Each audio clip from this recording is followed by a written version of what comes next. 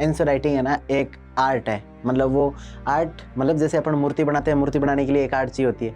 तो ऐसा नहीं होता एक ही दिन में मतलब एक पत्थर लाए उससे सीधी मूर्ति निकल गई। धीरे धीरे मतलब आप उसको पूरा डेवलप करते हो, लास्ट तक पॉलिशिंग करते रहते हो, तब जाके डेवलप होती है। तो आंसर राइटिंग वही है। आगे आता है कि how to generate point without thinking in the exam hall. मेरे साथ ही होता था, जब पहली बार है ना आंसर लिख रहा था ना, एक पॉइंट लिख दिया भाई, करप्शन से रिलेटेड पॉइंट आ गया। अब अगला पॉइंट यार ध्यान में नहीं आ रही। एग्जाम हॉल में एक जब पॉइंट लिख रहे होते हैं तो अगला पॉइंट सोचने में बीच में 5 से 7 सेकंड खराब होते हैं।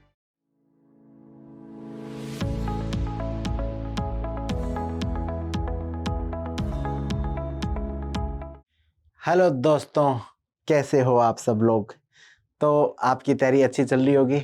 आंसर राइटिंग के अलग अलग जो गुर हैं, जो अलग अलग स्किल्स हैं, वो आप सीखते जा रहे होगे और धीरे धीरे मास्टर होती है। देखो आंसर राइटिंग है ना एक आर्ट है। मतलब वो आर्ट मतलब जैसे अपन मूर्ति बनाते हैं, मूर्ति बनाने के लिए एक आर्ट चाहिए होती है। तो ऐसा नहीं होता एक ही दिन में मतलब एक पत्थर लाए उससे सीधी मूर्ति निकल गई। धीरे धीरे मतलब आप उसको पूरा डेवलप करते हो, लास्ट तक पॉलिशिंग करते रहते हो, तब जाके डेवलप होती है। तो आंसर राइटिंग वही है। यहाँ पे आपको क्या बताया जा रहा है, एकदम देसी जुगाड़ बताए जा रहे हैं कि उन देसी जुगाड़ों से किस तरीके से आप आंसर राइटिंग कर सकते हो। एकदम जीरो से बातें करते हैं एकदम, और ऐसी ऐसी बातें कि जिससे एकदम हीरो टाइप पे चले जाओगे। वीडियो के वही 2 पार्ट है। पहले पार्ट में अपन आंसर राइटिंग का कुछ इंपॉर्टेंट एस्पेक्ट को डिस्कस करते हैं। सेकंड पार्ट में किसी एक क्वेश्चन के थ्रू ना मतलब मैं समझाता हूँ। और उसमें जैसे कई बार क्या होता है ना कि अब आप मेरे से पूछोगे ना सर कि आंसर राइटिंग कैसे करें, तो मैं आपको 5 बातें बता दूंगा कि ऐसे ऐसे आंसर राइटिंग कर लो। लेकिन एग्जाम में मतलब कि क्वेश्चन जब सामने था तब मैं क्या सोच रहा था, कैसे मेरा दिमाग काम कर रहा था, कौन से पॉइंट को मैंने ज्यादा जल्दी सोचा, क्यों उस पॉइंट को छोटा लिखा, क्यों उस पॉइंट को बड़ा लिखा, वो सारी चीज है ना आपके दिमाग में क्या आती हैं, वो अपन इस सेकंड पार्ट में डिस्कस करते हैं। जहां अपनी जो बुक है उस बुक से जो क्वेश्चन मैंने खुद ने लिखे हुए हैं, तो वो क्वेश्चन मैं आपके साथ डिस्कस करता हूं। ठीक है, चलो तो अब आ जाते हैं। पहला जो क्लास था उसके अंदर अपन ने क्या देखा कि इंट्रोडक्शन करने के तरीके क्या है। ठीक है, इंट्रोडक्शन के अपन ने सबसे पहले क्या देखे थे, वेज देखे थे। ठीक है, किस किस को सातों के सातों तरीके याद है? यदि सातों के सातों तरीके याद है तो अभी जस्ट अभी पॉज करके ना सारे के सारे तरीकों लिखोगे कि ये सातों वीडियो।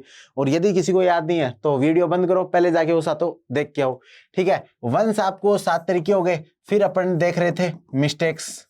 ठीक है, मिस्टेक्स है ना 5 बेसिक मिस्टेक कौन कौन सी थी सारी याद करो। इनको एकदम टिप्स पे होती है ना जब, तो एग्जाम हॉल के अंदर कभी इंट्रोडक्शन लिखते समय ना वो 5 मिस्टेक नहीं होनी चाहिए, वो 4 मिस्टेक नहीं होनी चाहिए। ठीक है, और फिर जो 4 एडवांस मिस्टेक थी उनके बारे में भी आप जाके देखो, ये आपको याद होनी चाहिए। ठीक है, यदि आपको ये 5 4 7 मतलब टोटल कितना हो गया, 16 हो गया। यदि ये 16 बातें आपको इंट्रोडक्शन की याद है ना, तो मोस्ट प्रोबेबली आप इंट्रोडक्शन है ना बहुत सही और बहुत है ना मतलब कि अच्छा लिखे ले जाओगे, उसमें आपको ज्यादा प्रॉब्लम नहीं आएगी। अब आती है सर इंट्रोडक्शन हो गया, इंट्रोडक्शन की सारी बातें अपन ने ध्यान में रख ली, कोई दिक्कत नहीं आ रही। अब बताओ आगे क्या? आगे आता है कि how to generate point without thinking in the exam hall. मेरे साथ ही होता था, जब पहली बार है ना आंसर लिख रहा था ना, एक पॉइंट लिख दिया भाई, करप्शन से रिलेटेड पॉइंट आ गया। अब अगला पॉइंट यार ध्यान में नहीं आ रही। डायमेंशन, और मतलब कि सब बोलते हैं कि डायमेंशन में सोचो। अरे भाई डायमेंशन में सोचे कहाँ, अगला पॉइंट ही ध्यान में नहीं आ रहा। जैसे फॉर एग्जांपल कि आपने ना मतलब हमसे ही सुना होगा कि मल्टी डायमेंशन में लिखो, जो socio dimension, economic dimension, political dimension. भाई अब आपको कोई भी क्वेश्चन दे दिया, जैसे इम्पैक्ट ऑफ, एक आया था क्वेश्चन मुझे ध्यान है, मैं जब लिख रहा था ना कि मानसून का इम्पैक्ट है ना किस तरीके से इंडियन कल्चर पे पड़ता है, इस तरीके का क्वेश्चन था। अब ना बस मेरे को बस ऐसे लग रहा है कि मानसून से एग्रीकल्चर, एग्रीकल्चर से ना मतलब कि केवल जैसे मानसून, मानसून से एग्रीकल्चर, एग्रीकल्चर से फेस्टिवल, इसके अलावा किसी डायरेक्शन में थॉट प्रोसेस जा ही नहीं रहा। अब उसमें ना मतलब कि थॉट प्रोसेस जा नहीं रहा, फिर लोग बोलते हैं कि नहीं social dimension, economic dimension, political dimension. जब आपकी थॉट प्रोसेस ही ओपन नहीं होती तब ना मतलब किस तरीके से आप करोगे। ठीक है, और यदि उस तरीके से यदि थॉट प्रोसेस ओपन करके आप कुछ पॉइंट निकाल भी लेते हो तो उनके अंदर है ना मतलब वो पॉइंट बहुत ज्यादा जनरलाइज्ड होते हैं, वो बहुत ज्यादा ना मतलब मजेदार पॉइंट से नहीं होते। तो एक आता है कि सर एग्जाम हॉल में एक जब पॉइंट लिख रहे होते हैं तो अगला पॉइंट सोचने में बीच में 5 से 7 सेकंड खराब होती हैं। मानो एक, यदि आपने ना एक क्वेश्चन है, आप ये मानो एक क्वेश्चन के अंदर आपने पॉजिटिव नेगेटिव मिला के 10 पॉइंट लिखे, हर पॉइंट से पहले यदि आप 5 सेकंड, 5 सेकंड बहुत कम होते हैं, 5 सेकंड आप ये देखो, बस इतनी सी देर में आप नेक्स्ट पॉइंट सोच सकते हो नहीं सोच सकते। तो यदि 5 सेकंड 10 × 5 कितना हो गया 50 सेकंड। यदि आप हर क्वेश्चन में 50 सेकंड 1 मिनट का टाइम ना लूज करते जा रहे हो तो एग्जाम के अंदर तो आपका वो पूरा ही चला जाएगा। तो ये जो वीडियो है इसके अंदर मैं बताऊंगा आपको कि मैं ना मतलब कि किस तरीके से पॉइंट है ना एक के बाद है ना पॉइंट सोचता रहता था। तो एक एग्जाम्पल लिखा है मैंने, कैट और डॉग। अब आपको लग रहा होगा कुत्ता बिल्ली, नहीं ये यार मेरे खुद के पर्सनल वो एग्जाम्पल्स थे। आप यदि मेरी जो बुक के अंदर है ना बहुत सारे उत्तर देखोगे ना तो आपको ये भी मिल जाएगा कि ये सर बिल्कुल आपने ये 6 पॉइंट है ना लगातार लिखते थे आप, ठीक है। तो जैसे ही है ना मतलब कि कोई पॉइंट होता है ना, ये इनकी फुल फॉर्म लिखता हूं पहले तो मैं, है ना। करप्शन, अकाउंटेबिलिटी, ट्रांसपेरेंसी, ठीक है, डेमोक्रेसी, गवर्नेंस, गवर्नेंस में एथिकल गवर्नेंस, गुड गवर्नेंस, या फिर कुछ ई गवर्नेंस हो गया, या फिर अलग अलग प्रकार की जो भी गवर्नेंस थी ना उससे रिलेटेड बातें। तो यदि किसी भी क्वेश्चन के अंदर यदि कोई भी पॉइंट है ना करप्शन के ऊपर जा रहा है, ठीक है, यदि किसी भी कोई भी, और मतलब यहाँ पे मैं थोड़ा वो ओ फॉर ऑर्गेनाइजेशन है, ठीक है। अब ऑर्गेनाइजेशन से रिलेटेड आप कुछ भी सोच सकते हो, efficiency, productivity, work culture, XYZ जो सारी चीजें हैं। मैं एक बार मतलब बहुत सारे आप सब लोग कोई बेसिक से देख रहा होगा तो यदि मैं मतलब सारी डायमेंशन खोल दूंगा आपको लगेगा कि यार ये क्या चीजें चल रही हैं, इसलिए मैं थोड़ा सा बेसिक से बता रहा हूँ। बता ना 0 से हीरो तक आपको ना मतलब ऐसे मान लेंगे 50 आंसर राइटिंग की ये पॉइंट्स हैं, इन 50 को ध्यान में रख लिया ना आंसर राइटिंग होगी।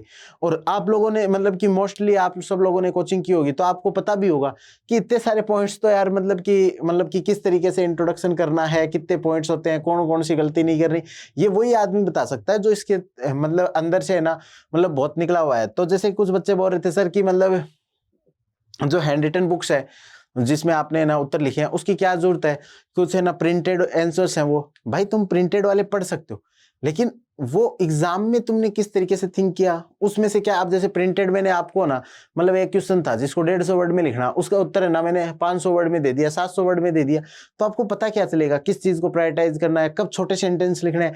लास्ट वाला वीडियो में बताया था ना जगह कम थी तो सारे को ग्रामर हटा के ना मतलब एकदम शॉर्ट सेंटेंस लिखे।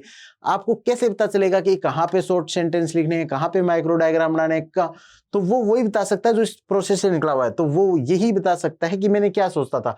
तो मैं सोचता था यदि करप्शन से रिलेटेड कोई भी पॉइंट आ गया जहां पे भी जैसे मानो कि करप्शन को कम करना है, ज्यादा करना है, कुछ भी है, तो वहां पे अकाउंटेबिलिटी से रिलेटेड पॉइंट जरूर आएगा। जैसे करप्शन यदि ज्यादा है ना तो अकाउंटेबिलिटी वहां पे कम है।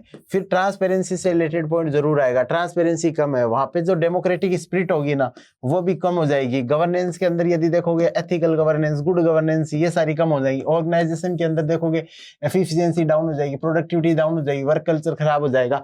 तो यदि मेरे को नॉर्मल कोई पॉइंट है ऐसा जहां पे करप्शन पे बात आके फंस गई तो मेरे को अब आगे वाले जितने पॉइंट है ना सारे बढ़ जाएंगे। अब फॉर एग्जांपल यदि आपसे ये पूछ ले कि यदि जो करप्शन है उसकी वजह से यदि जो ऑफिसेज वगैरह हैं, जो अपने ऑफिसेज हैं, ऑफिसर्स हैं, वो किस तरीके से मतलब उन पे क्या इंपैक्ट पड़ रहा है, तो आप देखो जल्दी पॉइंट बना सकते हो। अकाउंटेबिलिटी कम, ट्रांसपेरेंसी कम, डेमोक्रेटिक स्पिरिट के साथ न्याय हो गया, एथिकल गवर्नेंस नहीं बचेगी, गुड गवर्नेंस पॉसिबल नहीं है, मतलब ई गवर्नेंस को ना प्रमोट नहीं किया जाएगा, ऑर्गेनाइजेशन की एफिशिएंसी डाउन हो जाएगी, प्रोडक्टिविटी रहेगी नहीं, वर्क कल्चर ना मतलब बिगड़ जाएगा। ये मतलब बेसिक है। जैसे जैसे एडवांस जाएंगे ना तो इनको सब पॉइंट्स को कैसे खोलना है कि जब एफिशिएंसी की कोई बात आ गई ना तो कौन कौन से फैक्टर्स के बारे में कैसे सोचते हैं, उसकी प्रोसेस के बारे में कैसे सोचते हैं, उसके आउटकम के बारे में कैसे सोचते हैं, वो मैं आपको आगे बता दूंगा। लेकिन एक बेसिक आप सोचो कि किस तरीके से कैट और डॉग से आपके बहुत सारे पॉइंट बन सकते हैं। फिर आप किसी डेमोक्रेसी से रिलेटेड कोई पॉइंट चल रहा हो तो उसमें ना गवर्नेंस की, ऑर्गेनाइजेशन की और ट्रांसपेरेंसी की, अकाउंटेबिलिटी की, वहां पे ना मतलब कि करप्शन की, आप ये सारी चीजें ना मतलब रिवर्स सोच सकते हो। मतलब आप इन में से कहीं भी ना जो डेमोक्रेसी, ऑर्गेनाइजेशन, गवर्नेंस और ट्रांसपेरेंसी, अकाउंटेबिलिटी, करप्शन, कहीं भी एक जगह आके एक बार रुक गए ना कि यहाँ तो आके मैं क्वेश्चन में रुक गया, तो आगे वाले 4-5 पॉइंट ना मैं इसी से बना लेता था और ये काफी ज्यादा फायदेमंद आता है। मतलब कि लास्ट में आपको मैंने बताया ना कि यदि हर एक क्वेश्चन में आप 1 मिनट लूज करोगे ना तो 20 क्वेश्चंस के अंदर आप ना 20 मिनट से ज्यादा लूज कर जाओगे। तो अगला वीडियो, पहले अभी बता रहा हूँ कि अगला वीडियो आंसर राइटिंग में किस तरीके से टाइम मैनेजमेंट करना है ना, उससे रिलेटेड अपन उसमें बनाएंगे। तो ये सारी चीज याद रखना आपने कि इस तरीके से आपको कुछ फ्रेमवर्क्स है ना बना लेने हैं, अलग अलग माइक्रो फ्रेमवर्क्स, मैक्रो फ्रेमवर्क्स, कोई सब्जेक्ट वाइज फ्रेमवर्क वगैरह होती हैं, वो मैं आपके साथ टाइम टू टाइम डिस्कस करता जाऊंगा और टेलीग्राम ग्रुप के ऊपर डाल दूंगा कि ये फ्रेमवर्क भी आप देख सकते हो। ठीक है, अब आते हैं क्वेश्चन को भी डिस्कस कर लेते हैं। जैसे पीछे क्वेश्चन कहाँ से है, ये अपनी 2020 वाला पेपर है, तो इसको सारे लोग जिनके पास बुक है वो ओपन कर लो, अपन इसको थोड़ा डिस्कस करते हैं। ठीक है, चलो भाई साहब, इन्होंने अब इस तरीके, अब देखो कई चीज होती है।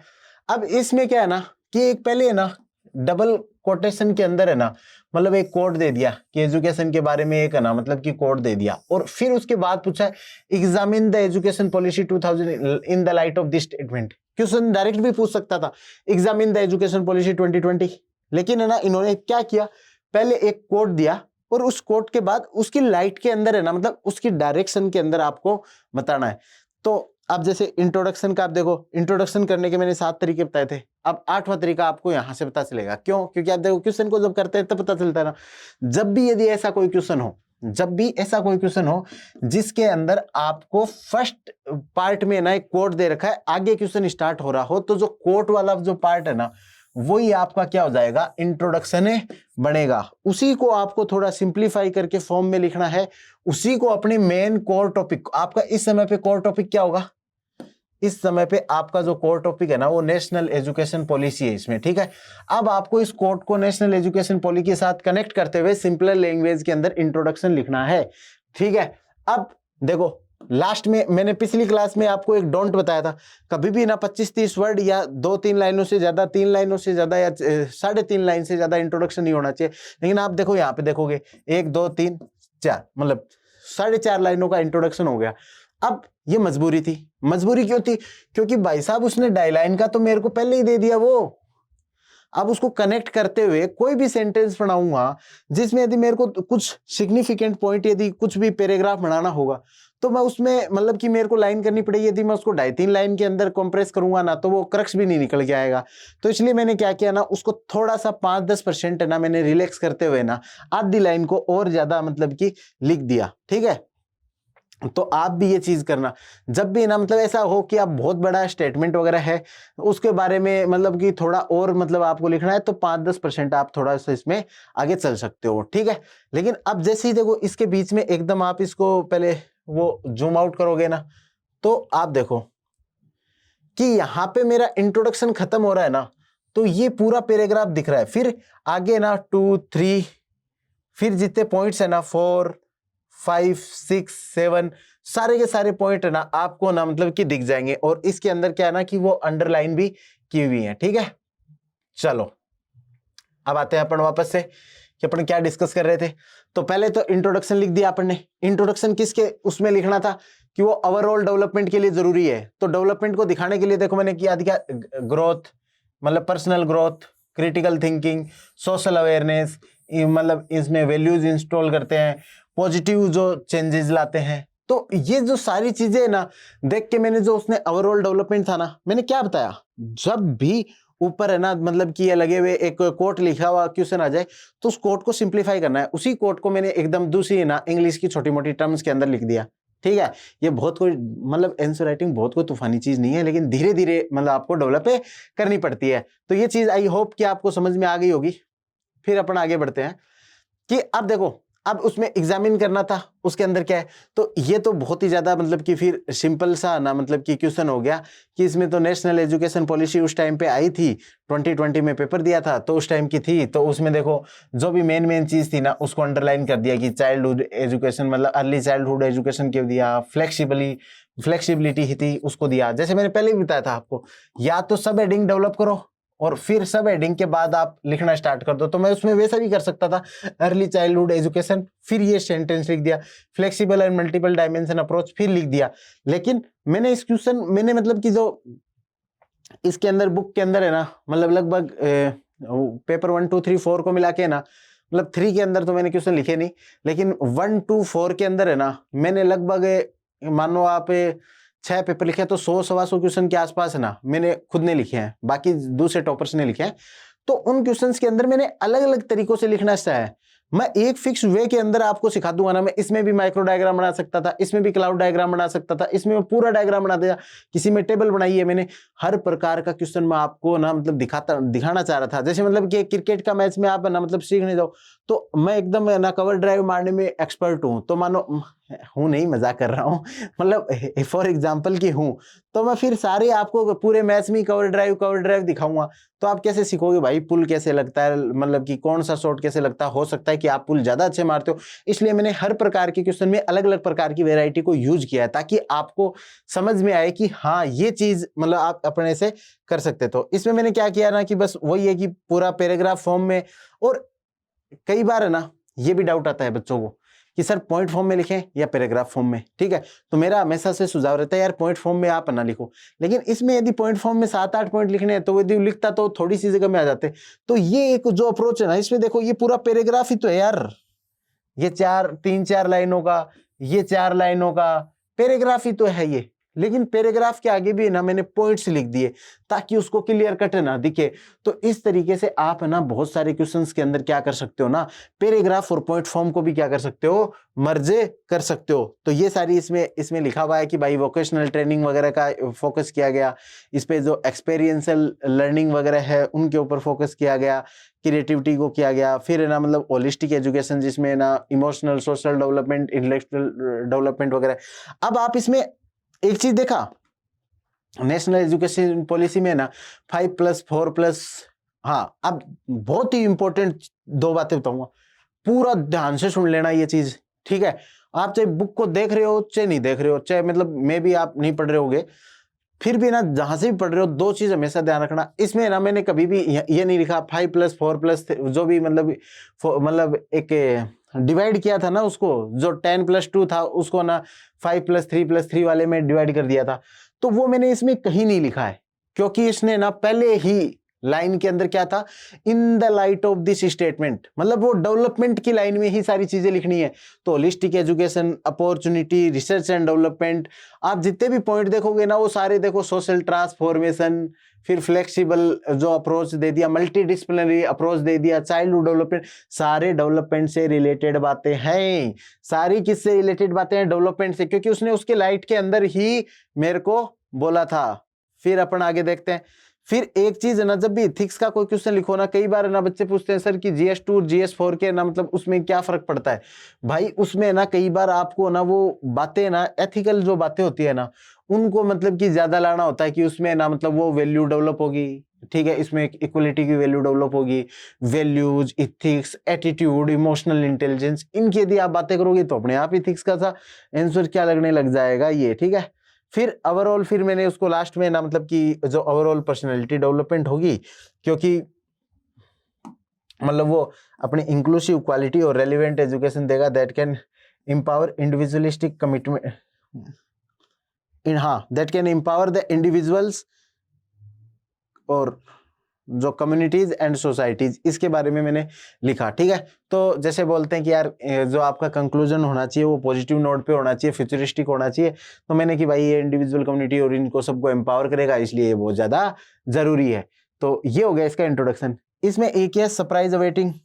तो इसमें क्या है ना कि यार जो भी बुक है ना, ये चीज है ना मतलब कि कभी ना मतलब मैंने भी आपको नहीं बताई, जो बुक है उसके 2nd पेज के ऊपर है ना QR कोड है, तो उस QR कोड को स्कैन करने से ना उसमें 15 क्लासें है ना रिकॉर्ड की भी है, अलग अलग टॉपर्स ने ना मतलब अलग अलग चीज बताई है कि न्यूज़पेपर को कैसे आंसर राइटिंग में यूज करना है, किस तरीके से कौन कौन सी रिपीटेड थीम है जहां से क्वेश्चन आ रहे हैं। मतलब मेंस में जाने से पहले आप यदि 50 थीम को ढंग से पढ़ के चले जाओ ना, उससे 20-30 क्वेश्चन है ना आपको पक्का मिल जाएंगे। तो रिपीटेड थीम को कैसे तैयार करना है, इंट्रोडक्शन, कंक्लूजन यहाँ से डायरेक्ट आप उठा सकते हो, बहुत सारे पॉइंट, एग्जांपल्स भी आप इसमें उठा सकते हो। तो आई होप कि ये आज समझ में आया होगा कि एग्जाम के अंदर है ना किस तरीके से आप है ना टाइम बचा सकते हो। पहला तो उस तरीके से फ्रेमवर्क बना के, फिर आपको क्वेश्चन में भी मैंने दिखा दिया कि किस तरीके से यूज करते हैं। तो इसी तरीके से लगातार जुड़े रहना। तो मैं बहुत सारे जो क्वेश्चन है ना उनको मैंने क्यों लिखा, एग्जाम में क्या चल रहा था, दिमाग में क्या चल रहा था, वो चीज़ बता दूंगा। साथ साथ में आपके आंसर राइटिंग की सारी जो बेसिक स्किल्स है ना वो भी पूरी हो जाएंगी। ठीक है, आई होप कि आपकी बढ़िया चल रही होगी। कोई डाउट हो तो बता देना, मैं उसको कमेंट सेक्शन से पढ़ के फिर उसको रिप्लाई ज़रूर करूँगा। ठीक है, चलो अच्छे से एकदम मेहनत करते रहो। जय हिंद, जय Bharat, thank you. Hello everyone, मेरा नाम है गौरव बुडानिया। मैंने CSE 2020 में ऑल इंडिया 13th रैंक हासिल की थी। UPSC एस्पिरेंट्स के बीच में सबसे बड़ा डाउट रहता है सर की जो ये प्रीवियस ईयर्स के क्वेश्चंस हैं उनको किस तरीके से सॉल्व किया जाए, किस तरीके से मल्टी डायमेंशन आंसर लिखे जाए, किस तरीके से माइक्रो डायग्राम्स बनाए जाए और किस तरीके से समझा जाए। मैंने, आकृति ने और अदर्स टॉपर ने मिलके ये बुक लिखी है जो आपके प्रीवियस ईयर्स की जो प्रॉब्लम है उसको सॉल्व करेगी और आपकी जो मेंस की तैयारी है उसमें काफ़ी हेल्पफुल होगी। I hope you will like it. Thank you.